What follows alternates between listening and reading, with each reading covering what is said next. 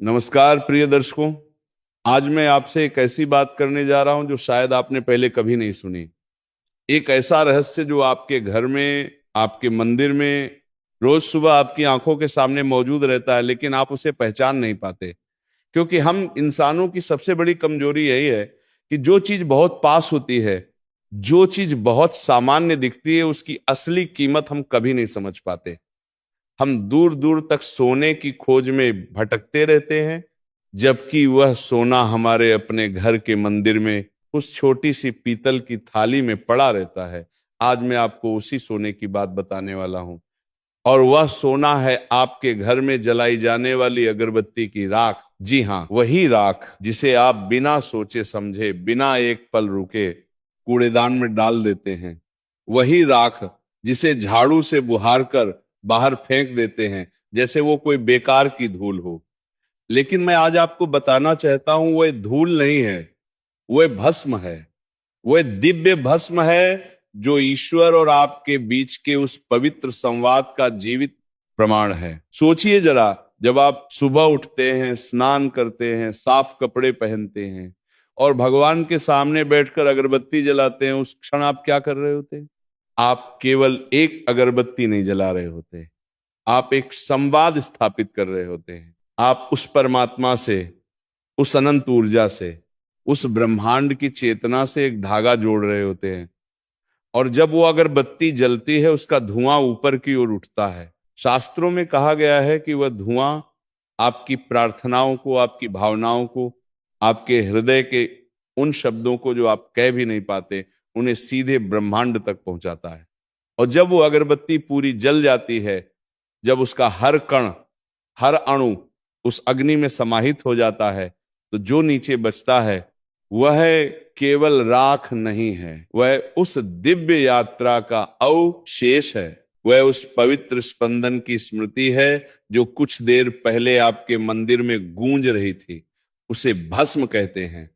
और भस्म साधारण नहीं होती। शैव परंपरा में भस्म को साक्षात भगवान शिव का प्रतिरूप माना गया है। महादेव त्रिपुंड धारण करते हैं, वह भस्म का ही चिन्ह है। जो सिद्ध योगी होते हैं, जो महान तपस्वी होते हैं, वे अपने शरीर पर भस्म लगाते हैं, क्योंकि वे जानते हैं कि इस भस्म में क्या शक्ति है। और आप उसी भस्म को कूड़े में फेंक रहे हैं। आज के बाद नहीं, आज से नहीं, अभी से नहीं, बल्कि इस वीडियो को देखने के बाद आप कभी भी उस राख को ऐसे नहीं फेंकेंगे। क्योंकि जब तक आप इस वीडियो के अंत तक पहुंचेंगे, आपको पता चल जाएगा कि उस राख में क्या क्या छिपा हुआ है। आज मैं आपको उस राख के 5 ऐसे गुप्त और अचूक प्रयोग बताने वाला हूं, जो आपके जीवन की दशा और दिशा दोनों बदल सकते हैं। जिनसे आपके घर में धन की वर्षा हो सकती है, रुके हुए काम बन सकते हैं, बंद रास्ते खुल सकते हैं, और आपके भाग्य के वे दरवाजे खुल सकते हैं जो वर्षों से बंद पड़े हैं। लेकिन सबसे पहले और सबसे महत्वपूर्ण, मैं आपको वह कथा सुनाना चाहता हूं जो इस पूरे रहस्य की जड़ में है। वह कथा जो हजारों साल पुरानी है। वह कथा जो काशी की गलियों में, गंगा के घाटों पर, सिद्ध योगियों के आश्रमों में फुसफुसाई जाती थी। और उस कथा को सुनने के बाद आप समझेंगे कि यह केवल अंधविश्वास नहीं है, ये ऊर्जा का विज्ञान है, ये आत्मा का दर्शन है, ये जीवन का गहरा सत्य है। तो ध्यान से सुनिए, आराम से बैठिए और अपना मन खोल कर रखिए, क्योंकि आज जो मैं आपको बताने वाला हूं, वह बातें बहुत कम लोगों तक पहुंची हैं। काशी, भारत की सबसे प्राचीन नगरी, वह नगरी जो स्वयं भगवान शिव के त्रिशूल पर टिकी हुई है, वह नगरी जहां मृत्यु भी मोक्ष बन जाती है। उस नगरी में एक व्यापारी रहता था जिसका नाम था रामदास। रामदास एक समय का बहुत समृद्ध व्यापारी था। उसके गोदाम अनाज से भरे रहते थे, उसकी तिजोरियां सोने चांदी से लबालब थीं, उसके घर के दरवाजे पर हाथी बंधा रहता था। लेकिन समय बड़ा क्रूर होता है, धीरे धीरे सब कुछ बदल गया। व्यापार में घाटा लगने लगा। एक के बाद एक व्यापारिक सौदे बिगड़ते गए। जो मित्र थे वे शत्रु बन गए। जिन पर विश्वास किया था उन्होंने धोखा दिया। कर्ज इतना बढ़ गया कि लोग उसके दरवाजे पर आकर गालियां देने लगे।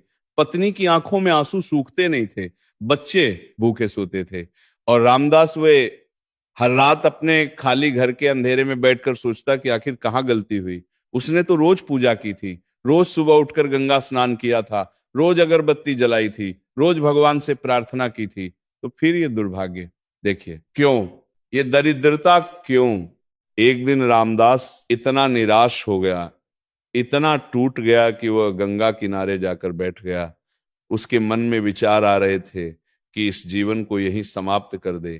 क्या फायदा ऐसे जीने का जहां हर तरफ अपमान हो, हर तरफ दरिद्रता हो, हर तरफ निराशा हो। वो आंखें बंद करके बैठा था और गंगा की लहरें उसके पैरों को छू रही थीं, जैसे माँ अपने रोते हुए बच्चे को थपथपाती है। तभी एक भारी और गहरी आवाज सुनाई दी, मूर्ख उठ। रामदास ने चौंक कर आंखें खोली। सामने एक अघोरी साधु खड़े थे। उनका रूप विकट था, शरीर पर भस्म लगी थी, जटाएं थीं, आंखें अंगारों की तरह लाल थीं, लेकिन उन आंखों में एक अजब करुणा थी। साधु ने कहा, तू मरने की सोच रहा है जबकि तेरे घर के मंदिर में कुबेर का खजाना बिखरा पड़ा है। रामदास हंसा। उसने कहा, महाराज, मेरे घर में अन्न का एक दाना नहीं है, मेरे बच्चे रो रहे हैं, आप किस खजाने की बात कर रहे हैं। साधु ने उसकी आंखों में गहरी नजर से देखा और बोले, तू रोज अगरबत्ती जलाता है ना। रामदास ने कहा, हाँ। साधु ने पूछा, और उस अगरबत्ती की राख का क्या करता है। रामदास जिचका, बोला, फेंक देता हूं, और क्या करूं। साधु की आंखें बंद हो गईं। उन्होंने एक गहरी सांस ली और बोले, यही तेरी सबसे बड़ी भूल है, यही तेरी दरिद्रता का सबसे बड़ा कारण है। रामदास अचंभित हो गया। साधु ने उसे उस राख का पूरा रहस्य बताया, हर प्रयोग, हर विधि, हर नियम।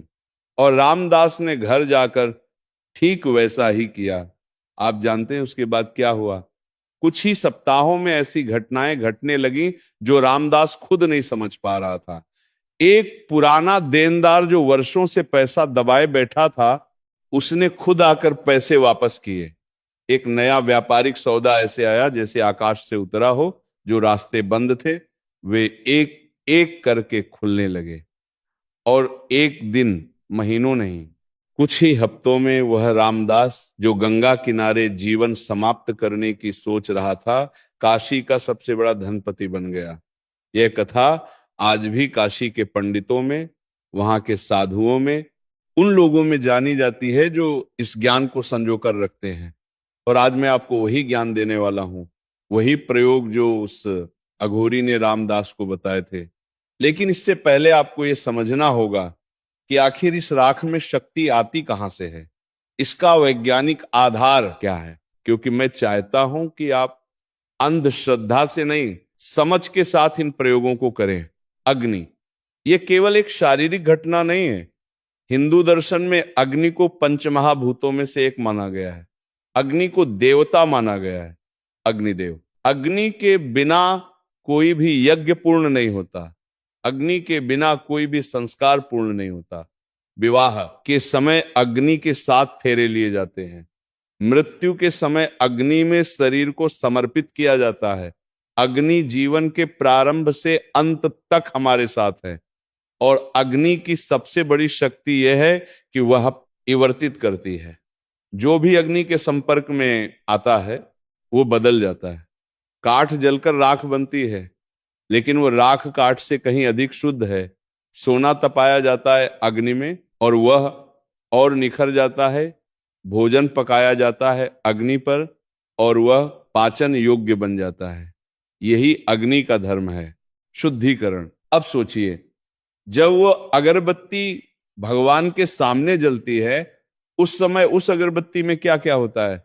उसमें वह सुगंधित लकड़ी होती है, उसमें वह जड़ी बूटियां होती हैं, उसमें वह प्राकृतिक रेजिन होती है, और उन सब के ऊपर उस समय मंदिर में आपकी प्रार्थनाएं होती हैं, आपके मंत्र होते हैं, आपकी श्रद्धा होती है। आधुनिक विज्ञान कहता है कि ध्वनि तरंगे, विचार तरंगे और भावनाएं, ये सब ऊर्जा के रूप हैं। और ऊर्जा न तो बनती है और न ही नष्ट होती है, वह केवल रूप बदलती है। जब आप मंत्र पढ़ते हैं जब आप श्रद्धा से प्रार्थना करते हैं तो वह ऊर्जा उस वातावरण में, उस हवा में, उस धुएं में समाहित होती है, और जो राख बचती है उसमें वह ऊर्जा का एक अंश अवश्य रहता है। ये कोई मनगढ़ंत बात नहीं है। दुनिया के कई देशों में अब ये शोध हो रहा है कि प्रार्थना और ध्यान के समय उत्पन्न तरंगें आसपास के पदार्थों पर प्रभाव डालती हैं। जापान के वैज्ञानिक मासारू इमोटो ने पानी पर विचारों और शब्दों के प्रभाव को सिद्ध किया था। यदि पानी विचारों से प्रभावित हो सकता है तो वह राख क्यों नहीं जो उस पूजा की ऊर्जा में नहाई हो। इसीलिए हमारे ऋषि मुनियों ने भस्म को इतना महत्व दिया था। वे केवल धार्मिक परंपरा निभाने के लिए नहीं कह रहे थे, वे उस गहरे सत्य को जानते थे जो आज का विज्ञान धीरे धीरे समझने लगा है। तो अब जब आप ये समझ गए हैं कि उस राख में कितनी शक्ति है, आइए अब बात करते हैं पहले प्रयोग की। वह प्रयोग जो आपके घर को एक ऐसे सुरक्षा कवच में लपेट देगा जिससे कोई भी नकारात्मक शक्ति, कोई भी बुरी नजर, कोई भी दरिद्रता भेद नहीं पाएगी। ये प्रयोग बहुत सरल है। इसके लिए किसी महंगी सामग्री की जरूरत नहीं है, इसके लिए किसी विशेष समय की जरूरत नहीं है। बस आपको एक चीज चाहिए, वह है राख जो आपके घर के मंदिर में भगवान की उपस्थिति में आपकी श्रद्धा और प्रार्थनाओं के बीच जमा हुई है। तो सबसे पहले एक काम करें, आज से ही एक छोटी सी तांबे या पीतल की डिब्बी लें और उसमें अगरबत्ती की राख इकट्ठा करना शुरू करें। हर रोज, हर पूजा के बाद उसे फेंकिए नहीं, उसे बचाइए, क्योंकि यही वो खजाना है जिसकी तलाश में लोग जीवन भर भटकते रहते हैं, और वह आपके अपने घर में, आपके अपने मंदिर में इंतजार कर रहा था कि कोई उसे पहचाने। पहला प्रयोग है घर के मुख्य द्वार का सुरक्षा तिलक। जब भी आप सुबह पूजा करें और अगरबत्ती की राख ठंडी हो जाए तो उस राख को अपनी अनामिका उंगली से उठाएं। ये उंगली वह है जिसमें अंगूठी पहनी जाती है, जिसे रिंग फिंगर कहते हैं। आयुर्वेद और योग की दृष्टि से इस उंगली का सीधा संबंध सूर्य के ग्रह से है, हृदय से है और जीवन शक्ति से है। इस उंगली की ऊर्जा बाकी उंगलियों से भिन्न होती है। इसीलिए भगवान को तिलक लगाते समय, शिशु के मुख में पहला अन्न देते समय और पवित्र कार्यों में अनामिका का ही उपयोग किया जाता है। इस अनामिका उंगली से थोड़ी सी राख उठाइए और अपने घर के मुख्य द्वार के दोनों तरफ एकदम नीचे, जहां दरवाजा जमीन से मिलता है, वहां एक एक छोटा सा बिंदु लगाइए। इसे किसी को नजर नहीं आना चाहिए, बहुत सूक्ष्म, बहुत छोटा। आप जानते हैं ये क्या करेगा? हमारे शास्त्रों में कहा गया है कि घर का मुख्य द्वार केवल शरीर का प्रवेश द्वार नहीं होता, वह ऊर्जाओं का भी प्रवेश द्वार होता है। जब कोई भी बाहर से आता है वह केवल अपना शरीर नहीं लाता, वह अपनी ऊर्जा भी लाता है, अपनी मानसिक अवस्था भी लाता है। कभी कभी जाने अनजाने कोई नकारात्मकता भी साथ लाता है, और उस द्वार पर ये पवित्र भस्म वो एक अदृश्य छन्नी की तरह काम करती है। जो भी शुभ ऊर्जा है, जो भी सकारात्मकता है, वो अंदर आने देती है, और जो भी नकारात्मकता है, जो भी दुर्भाव है, उसे वही रोक लेती है, वही भस्म कर देती है। यही इस राख का स्वभाव है, भस्म करना। जो अशुद्ध है उसे जलाना, जो पवित्र है उसे बचाना। आपके घर का वातावरण धीरे धीरे इतना सकारात्मक हो जाएगा कि जो लोग आपके यहां आएंगे वे खुद कहेंगे, इस घर में आकर कुछ अलग ही शांति मिलती है। माँ बाप कहेंगे, बच्चे कहेंगे, मेहमान कहेंगे। और वह शांति ही लक्ष्मी का पहला रूप है। लक्ष्मी का अर्थ केवल धन नहीं है, लक्ष्मी का अर्थ है समृद्धि, और समृद्धि में शामिल है स्वास्थ्य, सुख, शांति, परिवार में प्रेम, और उसके बाद धन। जब घर में शांति होती है, जब घर का वातावरण सकारात्मक होता है, जब परिवार के सदस्यों के बीच प्रेम होता है, तभी धन आता है और टिकता है। जहां कलह है, जहां नकारात्मकता है, वहां धन आता भी है तो रुकता नहीं, पानी की तरह बह जाता है। इसीलिए पहले घर को शुद्ध करो, पहले घर की ऊर्जा को सकारात्मक बनाओ, और यह सुरक्षा तिलक उसी शुद्धिकरण की शुरुआत है। ये प्रयोग आज से ही शुरू करें, कल से नहीं, आज से, क्योंकि शुभ काम में देरी नहीं होती। और अब बात करते हैं दूसरे प्रयोग की, जो उन लोगों के लिए है जिनका पैसा कहीं फंसा हुआ है, जिन्होंने किसी को उधार दिया था और वह वापस नहीं आ रहा, जिनके बकाए खातों में बैठे हैं और वसूली नहीं हो रही, जिनकी सालों से आमदनी अटकी हुई है। दूसरा प्रयोग है फंसे हुए धन को वापस बुलाने का शुक्रवार का उपाय। शुक्रवार, शुक्र का दिन। शुक्र अर्थात वह ग्रह जो सौंदर्य का, धन का और माता लक्ष्मी की ऊर्जा का प्रतिनिधित्व करता है। शुक्रवार को माता लक्ष्मी की विशेष पूजा होती है। इस दिन की जाने वाली साधना का फल कई गुना अधिक होता है।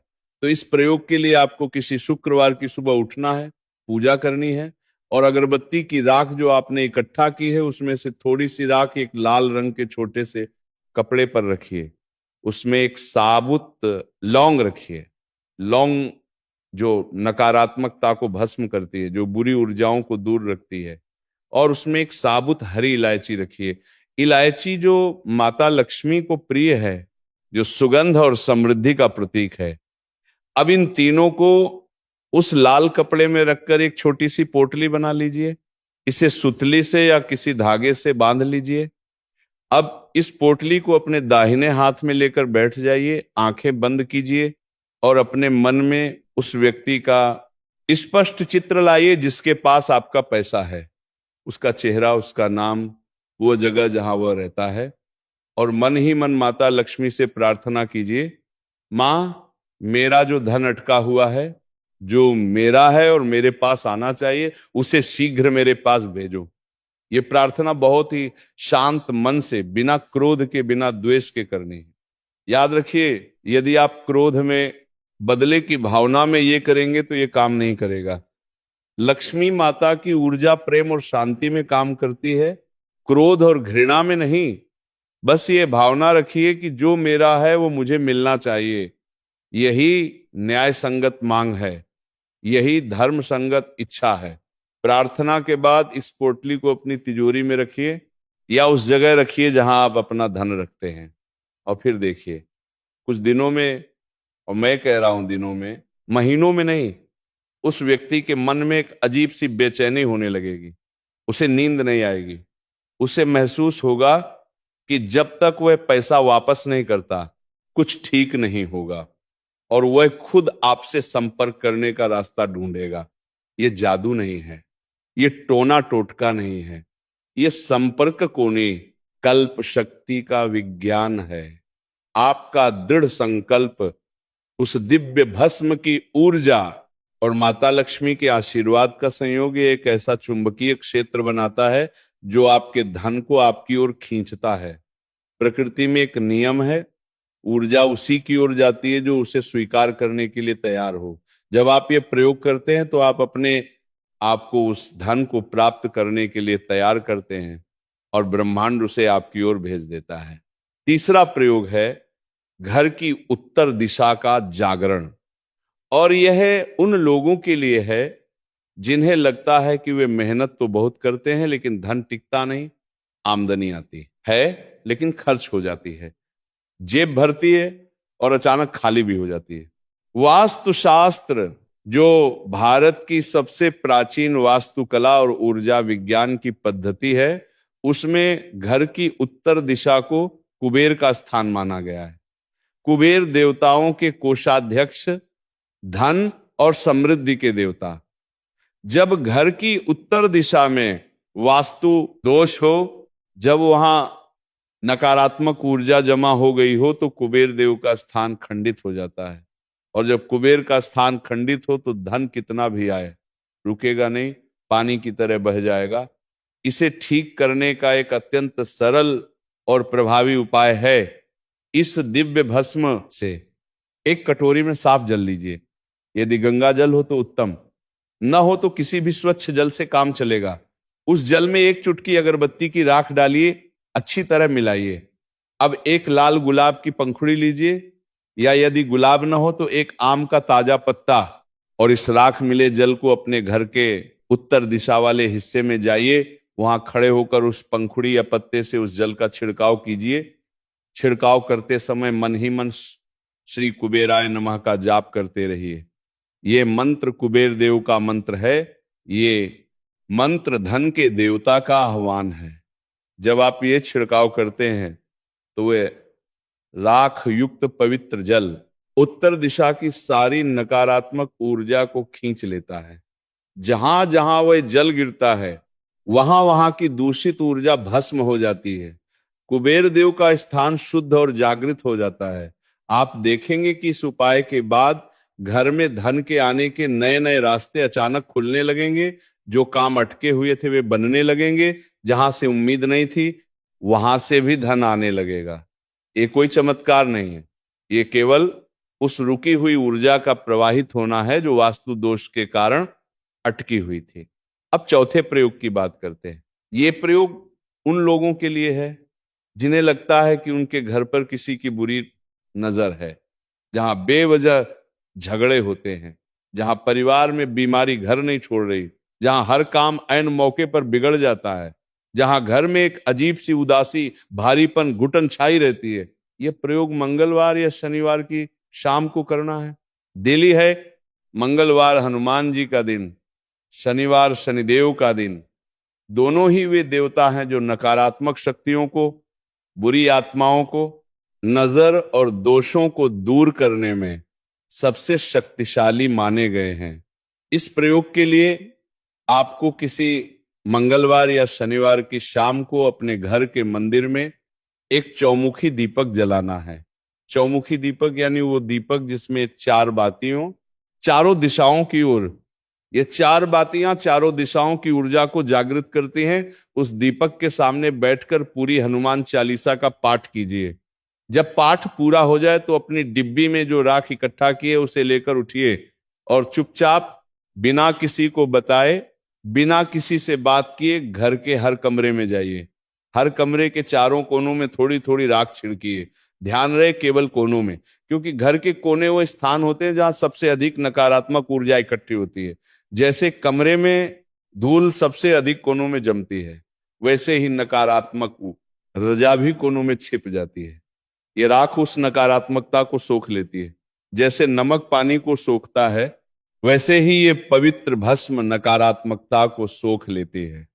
जब आप राख छिड़क रहे हों, मन में अपने इष्ट देव का स्मरण करते रहें, उनसे प्रार्थना करते रहें कि वे इस घर को सब दोषों से मुक्त करें।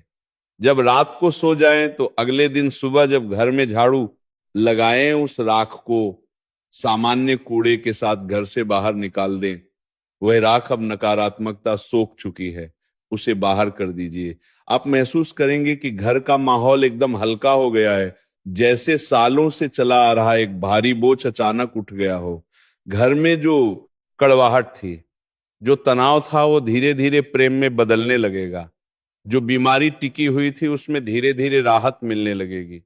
जो काम अटके हुए थे वे बनने लगेंगे। और जब घर में शांति आती है, जब घर में प्रेम होता है, जब परिवार के लोग एक दूसरे के लिए खड़े होते हैं, तब लक्ष्मी को घर में रहने की इच्छा होती है। क्योंकि लक्ष्मी उसी घर में रहती है जहां शांति है, जहां प्रेम है, जहां स्वच्छता है, जहां सकारात्मकता है। और अब आखिरकार वो एक क्षण आ गया है, वो एक क्षण जिसका आप इस पूरी यात्रा में इंतजार कर रहे थे। वह सबसे गुप्त, सबसे रहस्यमय, सबसे शक्तिशाली प्रयोग जो आधी रात को किया जाता है, जिसे सिद्ध योगियों ने सदियों से गोपनीय रखा, जो भाग्य की सबसे मोटी दीवार को भी तोड़ सकता है। ध्यान से सुनिए, एक एक शब्द ध्यान से सुनिए। यह प्रयोग आपको किसी अमावस्या की रात को या किसी भी महीने के पहले शुक्रवार की रात को करना है। वो एक क्षण जब रात के ठीक 12 बजे, जब घर में सब सो रहे हों, जब बाहर एक गहरा सन्नाटा हो, उस सन्नाटे में एक विशेष शक्ति होती है। रात के 12 बजे वह समय होता है जब दिन और रात की ऊर्जाएं बदलती हैं, जब ब्रह्मांड एक पल के लिए ठहरता है। उस ठहर आव में किया गया संकल्प वो बहुत तीव्र होता है। उस समय उठिए, हाथ मुंह धोइए, शुद्ध और शांत मन से बैठिए, एक साफ सफेद अनलाइंड कागज लीजिए। यदि भोजपत्र मिले तो सर्वोत्तम, लेकिन साधारण सफेद कागज भी चलेगा। एक छोटी कटोरी में अपनी इकट्ठा की हुई राख लीजिए, उसमें चमेली के तेल की ठीक 2 बूंदें मिलाइए। चमेली जो माता लक्ष्मी को अत्यंत प्रिय है, जो आकर्षण और समृद्धि की ऊर्जा का प्रतीक है, इस राख और तेल को अच्छी तरह मिलाइए, ये एक पवित्र स्याही बन जाएगी। अब एक लकड़ी की कलम बनाइए। अनार की लकड़ी हो तो उत्तम, क्योंकि अनार की लकड़ी लक्ष्मी की शक्ति को धारण करती है। या फिर किसी भी साफ लकड़ी का नुकीला हिस्सा ले लीजिए, उस कलम को राख की स्याही में डुबोइए और उस सफेद कागज पर बहुत सुंदर स्पष्ट और पूर्ण भाव से लिखिए श्री। ये माता लक्ष्मी का बीज मंत्र है। ये केवल एक अक्षर नहीं है, ये ब्रह्मांड की उस आवृत्ति का लिखित रूप है जो धन, समृद्धि और ऐश्वर्य को आकर्षित करती है। लिखते समय आपकी आंखें उस कागज पर टिकी होनी चाहिए, आपका मन बिल्कुल शांत होना चाहिए और उस क्षण केवल एक भाव होना चाहिए, ब्रह्मांड की सारी धन संपदा, सारी खुशियां, सारी समृद्धि आपके जीवन में प्रवेश कर रही है। आप उसके लिए तैयार हैं, आप उसके योग्य हैं। जब वो अक्षर लिख जाए, उस कागज को कुछ मिनट सूखने दीजिए। राख सूखकर उस कागज पर जम जाएगी। अब उस कागज को बहुत ही श्रद्धा और आदर के साथ मोड़िए, उसे एक लाल रेशमी कपड़े में लपेट लीजिए। ये ताबीज तैयार है। लेकिन ये केवल कागज और राख का ताबीज नहीं, ये वह यंत्र है जिसे आपने अपनी ऊर्जा से, अपने समय से, अपने संकल्प से और उस दिव्य भस्म से जागृत किया है। इसे अपने गले में धारण कीजिए, या अपने पर्स में रखिए, या उस जगह रखिए जहां आप धन रखते हैं। लेकिन याद रखिए, इसके साथ एक शर्त है, एक अटूट नियम, गोपनीयता। इस प्रयोग के बारे में किसी को नहीं बताना है, न अपने सबसे करीबी मित्र को, न परिवार के सदस्य को। क्योंकि जैसे बीज अंधेरी जमीन में छिपकर अंकुरित होता है और एक विशाल वृक्ष बनता है, वैसे ही यह आध्यात्मिक प्रयोग भी गोपनीयता में ही पल्लवित होता है।